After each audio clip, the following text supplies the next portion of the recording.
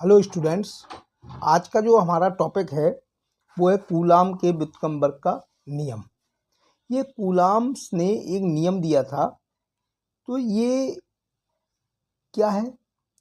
ये नियम है। इस नियम के अनुसार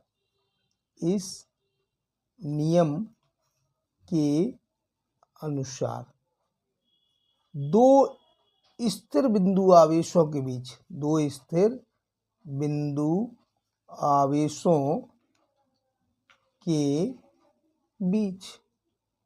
लगने वाला आकर्षण या प्रतिकर्षण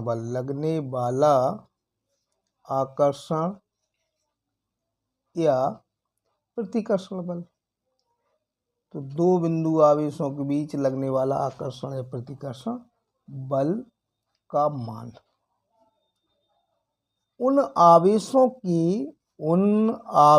के गुणनफल के या उन आवेशों के परिमाणों के गुणनफल के समानुपाती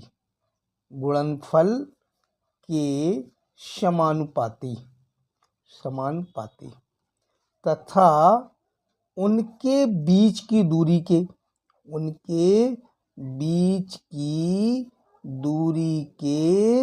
वर्ग के व्युत्क्रमानुपाती होता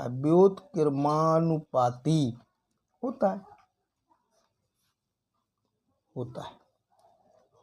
मैंने क्या कहा कि दो स्थिर बिंदु आवेश लेना है, Q1 Q2। ये आवेश हैं लेकिन ये स्थिर होना चाहिए और बिंदु के आकार के होने चाहिए। इनके बीच लगने वाला आकर्षण बल, तो इनके बीच लगने वाला ये आकर्षण बल है, तो ये F है। इस नियम के अनुसार ये F क्या है? दो स्थिर बिंदु आवेशों के बीच लगने वाला आकर्षण बल उन आवेशों के गुणनफल के समानुपाती। ये आवेश हैं, इनका मल्टीप्लाई किया, गुणनफल किया, इसके समानुपाती होता है तथा इनके बीच की जो दूरी है, हमने दो बिंदु आवेशों के बीच की दूरी r मान ली, तो इनके बीच की दूरी के वर्ग के व्युत्क्रमानुपाती होता है। उपरोक्त दोनों को मिलाने पर, जब ये दोनों कंडीशनों को मिलाएंगे तो उपरोक्त दोनों को मिलाने पर, तो जब ये दोनों को मिलाते हैं तो F समानुपाती आएगा Q1 Q2 अपॉन r²। और यदि समानुपाती का चिन्ह हटा दिया जाए तो F बराबर आता है K Q1 Q2 upon r²। जहाँ K क्या है? जहाँ स्मॉल k एक नियतांक है। एक क्या है? ये समानुपाती नियतांक है। ये एक नियतांक है। इसका मान किस पर निर्भर करता है? मापन की पद्धतियों तथा दोनों बिंदु आवेशों के बीच के माध्यम पर निर्भर करता है। ये दोनों बिंदु आवेशों के बीच कौन सा माध्यम है? तो बीच के माध्यम पर निर्भर करता है। तो ये मापन की पद्धतियों पर और दोनों बिंदु आवेशों के बीच के माध्यम पर निर्भर करता है। अब मापन की पद्धतियां, जैसे अपन ने कह दिया कि पहला है CGS पद्धति ले ली हमने, तो CGS पद्धति में दोनों बिंदु आवेशों के बीच में हमने वायु या निर्वात ले लिया, ठीक है। तो इस कंडीशन में K की वैल्यू हो जाएगी 1। K की वैल्यू क्या हो जाएगी? 1। तो ये इक्वेशन फर्स्ट हो गई है। तो यहाँ पर फ्रॉम समीकरण 1 से, तो जो समीकरण 1 से K की वैल्यू रख देंगे तो F = आ जाता है यहाँ पर कि Q1 Q2 अपॉन r²। तो इतने डायन, तो क्योंकि CGS पद्धति में बल की मात्रा डायन होता है, तो इतना डायन आ गया। अब हमने दूसरी कंडीशन में SI पद्धति ली। कौन सी पद्धति ली? SI पद्धति हो सकती है, MKS पद्धति हो सकती है, और दोनों बिंदु आवेशों के बीच वायु या निर्वात के लिए। तो यहाँ पर स्मॉल k की वैल्यू हो जाएगी 1/4 पाई एप्सिलॉन नॉट। इसको एप्सिलॉन नॉट बोलते हैं बेटा, याद कर लेना, एप्सिलॉन बोलते हैं, एप्सिलॉन नॉट, और इसकी वैल्यू होती है 9 × 10⁹। तो यहाँ पर समीकरण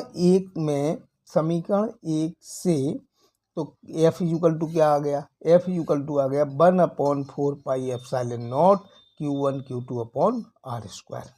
ये इतने न्यूटन हो गया बेटा, ठीक है।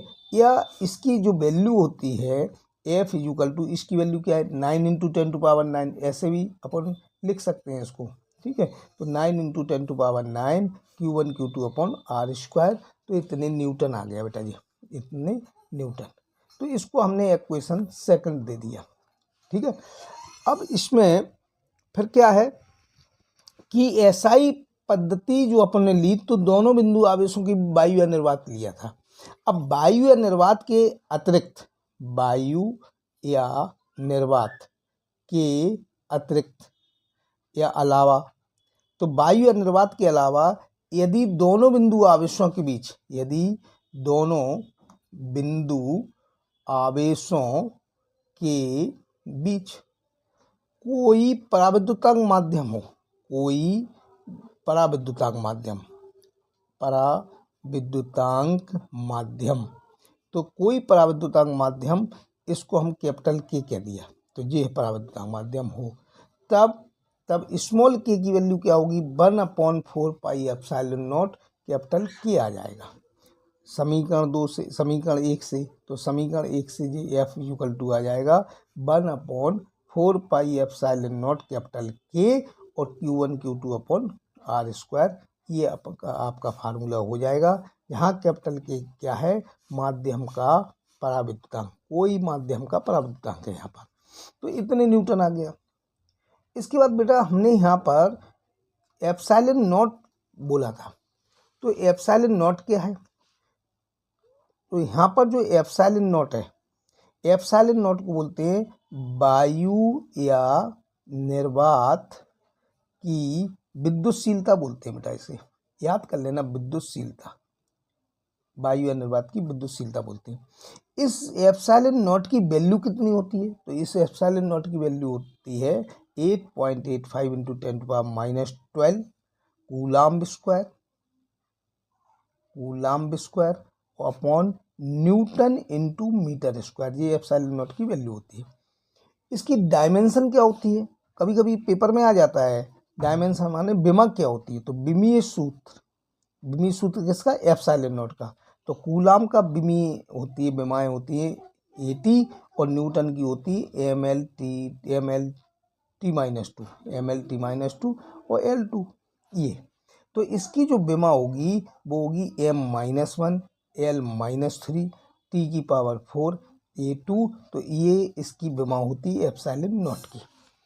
इसके बाद बेटा अगला आता है कि विमा भी हो गई। इसके बाद अगला एकांक आवेश। एकांक आवेश क्या है, एकांक आवेश उसे कहते हैं कि जो हमने इक्वेशन सेकंड दिया था, ये F equal to 9 into 10⁹ Q1 Q2 upon R square. इस इक्वेशन सेकंड, ये समीकरण जो सेकंड है, तो समीकरण second F equal to 9 into 10⁹ और Q1 Q2 upon R square. इस समीकरण 2 में यदि Q1 बराबर Q2 बराबर Q ये मान लिया जाए, माना कि है, और F इक्वल टू 9 इंटू 10⁹ मान लिया जाए, ठीक है, और R जो है इसके बीच की डिस्टेंस या बीच की दूरी 1 मीटर मान ली जाए। तो एकांक आवेश की जो डेफिनेशन है वो डेफिनेशन क्या होगी, जब समान परिमाण के दो सजातीय आवेश, ये समान परिमाण के हैं, तो देखो इसकी डेफिनेशन ये होती है कि जब समान परिमाण के दो सजातीय आवेश, सजाती भी लिख सकते हैं यहाँ पर, विजाती भी लिख सकते हैं, तो सजातीय आवेश वायु या निर्वात में,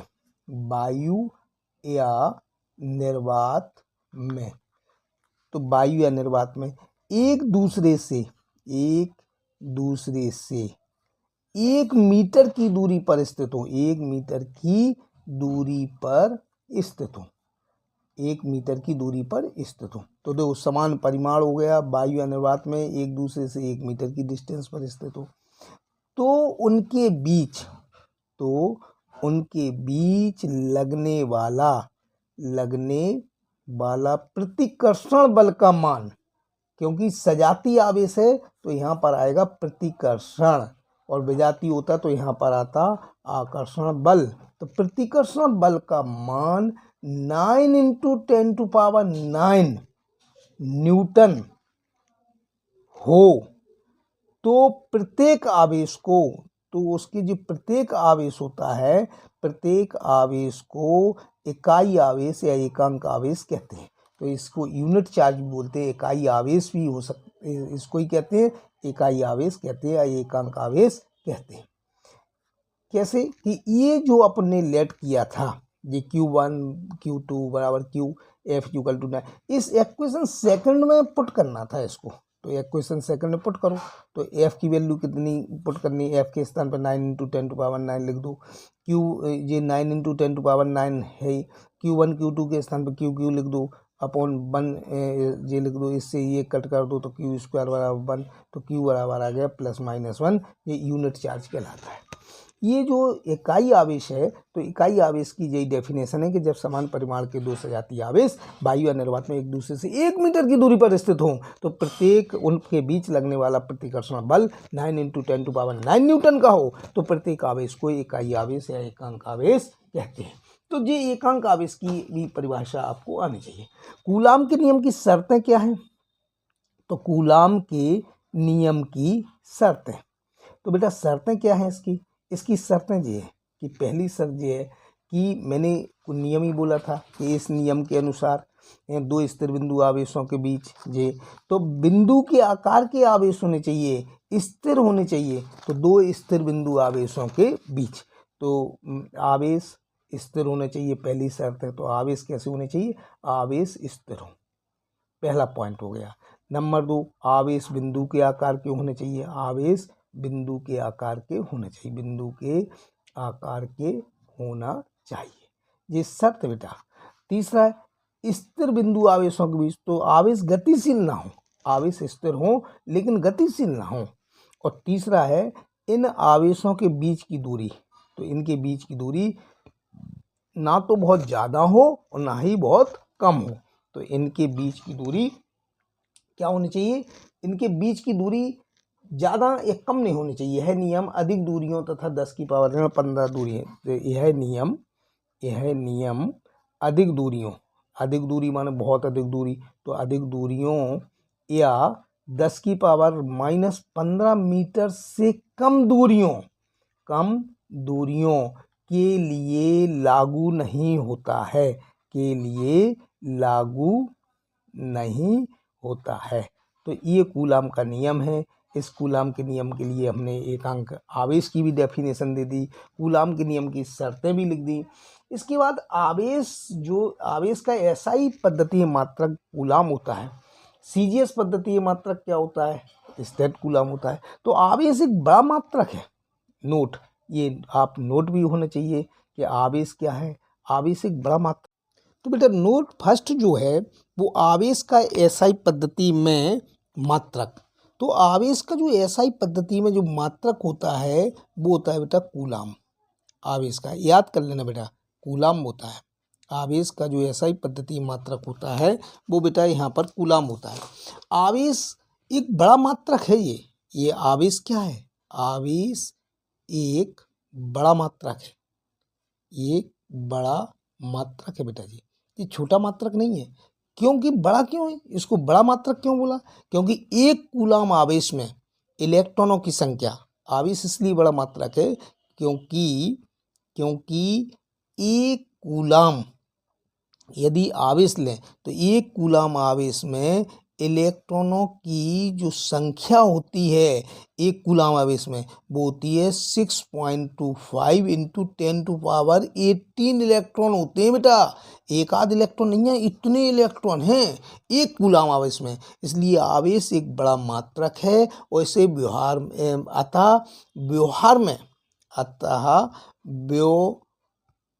व्यवहार में छोटे मात्रक होते हैं, छोटे मात्रक का उपयोग किया जाता है, छोटे मात्रकों का प्रयोग किया जाता है और उपयोग किया जाता है, व्यवहार में छोटे मात्रकों का उपयोग किया जाता है। अब छोटे मात्रक क्या होते हैं? छोटे मात्रक ये होते हैं बेटा, जैसे 1 मिली कूलम, 1 मिली कूलम। तो एक जो मिली कूलम होता है, 1 मिली कूलम में 10⁻³ कूलम्स होते हैं, ठीक है। और या 1 माइक्रो कूलम, 1 माइक्रो कूलम।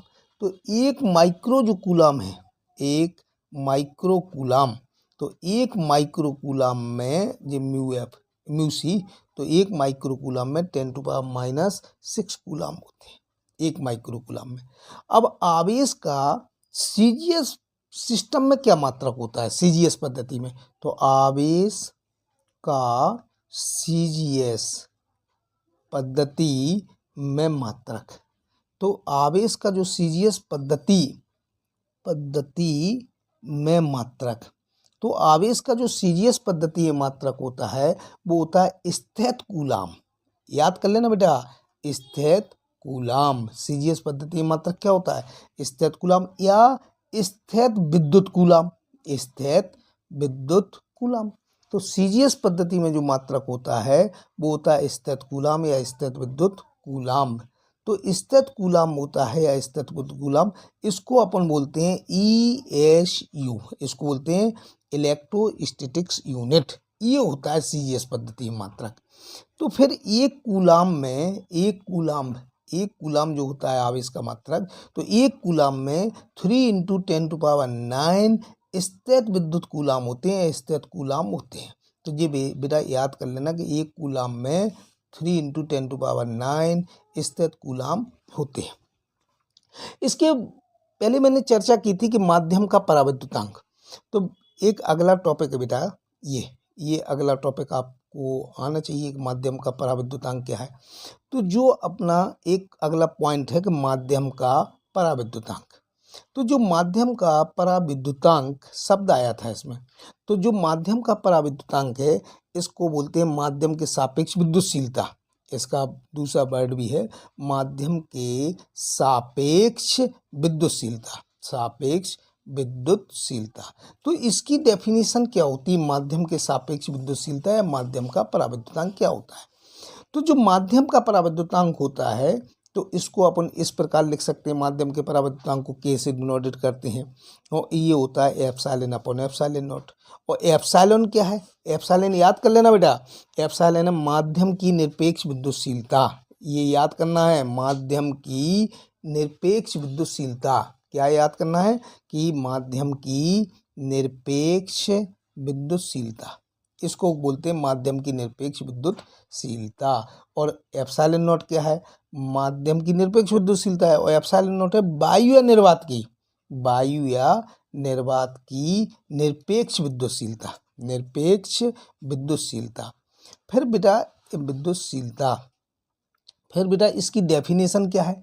तो डेफिनेशन ऐसे देते हैं इसकी, हमेशा याद कर लेना कि जी एप्सिलॉन को क्या बोलते हैं? एप्सिलॉन को बोलते हैं माध्यम की निरपेक्ष विद्युतशीलता। तो माध्यम की, ऐसे लिखा करो, माध्यम की निरपेक्ष विद्युतशीलता। ऐसे बेटा लिखना भी सीखो, याद करना भी सीखो। बहुत ईजी है फिजिक्स, यदि आप तरीके से मुझसे पढ़ोगे तो बहुत सरल समझ में आ जाएगी कि ये माध्यम की निरपेक्ष विद्युतशीलता है। जो वायु या निर्वात की निरपेक्ष विद्युतशीलता है, जब अपॉन लगा हो तो रेशियो बोलते हैं, अनुपात बोलते हैं।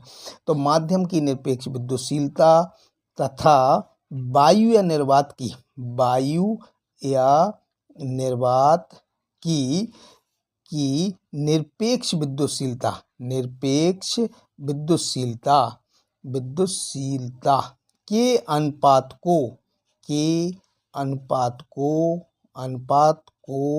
माध्यम का पराविद्युतांक कहते हैं। तो माध्यम का पराविद्युतांक कहते हैं। क्या कहते हैं इसे? माध्यम का पराविद्युतांक। ठीक है, तो ये याद करना है कि माध्यम का पराविद्युतांक क्या होता है। तो माध्यम की निरपेक्ष विद्युतशीलता, वायु निर्वात की निरपेक्ष विद्युतशीलता के अनुपात को माध्यम का पराविद्युतांक कहते हैं। तो ये माध्यम के पराविद्युतांक की डेफिनेशन है। माध्यम का पराविद्युतांक कहते हैं, इसे एप्सिलॉन आर से भी डिनोटेड करते हैं बेटा। तो एप्सिलॉन आर इक्वल टू होता है epsilon upon epsilon naught. Epsilon R क्या है? एप्सिलॉन आर है माध्यम की सापेक्ष विद्युतशीलता। एप्सिलॉन आर क्या है? माध्यम की सापेक्ष विद्युतशीलता। सापेक्ष विद्युतशीलता एप्सिलॉन क्या है? माध्यम की सापेक्ष विद्युतशीलता। तो ये भी एक फार्मूला होता है कि माध्यम की सापेक्ष विद्युतशीलता क्या होती है। तो माध्यम की सापेक्ष विद्युतशीलता है एप्सिलॉन और अपॉन एप्सिलॉन आर। यहाँ पर इसी को अपन एप्सिलॉन इक्वल टू होता है एप्सिलॉन नॉट एप्सिलॉन आर, ऐसे भी कुछ बुक्स में लिखा रहता है। इसके बाद जो माध्यम का पराविद्युतांक होता है, तो ये अधिकतर क्वेश्चन पूछा गया है। एक बार ये अभी 2025 एमपी बोर्ड में आया था बेटा कि माध्यम का जो पराविद्युतांक होता है, तो वायु के लिए, वायु या निर्वात के लिए के की वैल्यू हमेशा 1 होती है, याद कर लेना। और जल के लिए जो के की वैल्यू होती है, जल के लिए होती है बेटा के की वैल्यू 80 है। और कांच के लिए तो कांच के लिए जो के की वैल्यू होती है वो होती है 5। और दुनिया की समस्त जितनी भी धातुएं चाहे वो पीतल हो, सोना हो, तो धातुओं के लिए माध्यम का पराविद्युतांक हमेशा होता है इन्फिनिटी। और ये याद होना चाहिए बेटा। और हमारा वीडियो अच्छा लगा है तो इसे लाइक सब्सक्राइब जरूर करें और आने वाले वीडियो के लिए बेल आइकन जरूर दबाएं। Thank you.